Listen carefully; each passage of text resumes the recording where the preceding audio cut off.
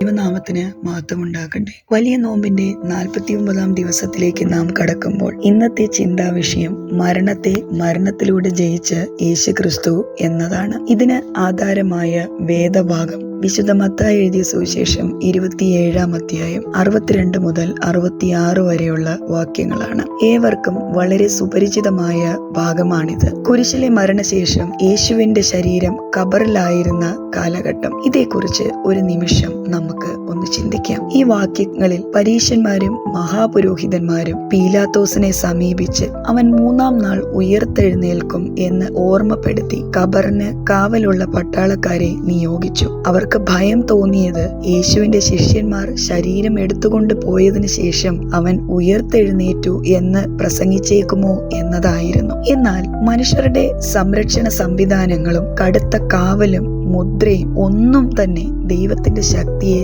തടയാൻ കഴിയുന്നതല്ല. നമ്മൾ താഴേക്ക് പിന്നീടുള്ള വേദഭാഗങ്ങൾ കാണുമ്പോൾ കല്ല് ഉരുണ്ടു പോയതും കാവൽക്കാർ മരിച്ചവരെ പോലെ ആയതും എല്ലാം നമ്മെ ഓർമ്മിപ്പിക്കുന്നത് അതാണ്. ദൈവിക സത്യം എപ്പോഴും മാനുഷിക ആശങ്കകൾക്കും അപ്പുറം ആയിരിക്കുമെന്നും ദൈവത്തിന്റെ നിർണയങ്ങൾ ഒരിക്കലും നമ്മൾക്ക് മാറ്റാൻ കഴിയില്ല എന്നതുമാണ്. ഈ നോമ്പ് കാലത്ത് നാം തിരിഞ്ഞു നോക്കുമ്പോൾ നമ്മുടേതായ ഭയങ്ങളുടെ കാവലുകൾ എങ്ങനെയാണ് എന്ന് നോക്കാം. നമ്മളുടെ ജീവിതത്തിൽ യേശുവിന്റെ ഉയർപ്പ് ശക്തിയെ നമ്മൾ സംശയിക്കുന്നുണ്ടോ? എവിടെയാണ് നമ്മൾ ആത്മീയ കല്ലുകൾ സ്ഥാപിച്ചിരിക്കുന്നത്? യേശുക്രിസ്തു ഉയർത്തെഴുന്നേറ്റു എന്ന സത്യം നമ്മുടെ കരുത്താണ്. അത് വിശ്വസിക്കുമ്പോൾ മാത്രമാണ് ആത്മാവിന്റെ പുനരുത്ഥാനം നടക്കുന്നത്. ഈ കാലഘട്ടത്തിൽ നമ്മളുടെ ഹൃദയത്തിന്റെ കല്ലുകൾ നമ്മൾക്ക് മാറ്റാം. സംശയങ്ങളെ നമുക്ക് ഒഴിവാക്കാം. നമ്മളിലെ വിശ്വാസം നമ്മൾക്ക് ഉറപ്പിക്കാം. മരണത്തെ വരെ ജയിച്ചവൻ നമ്മുടെ കൂടെ ഉള്ളപ്പോൾ എന്തിനെയാണ് നാം ഭയപ്പെടുന്നത്?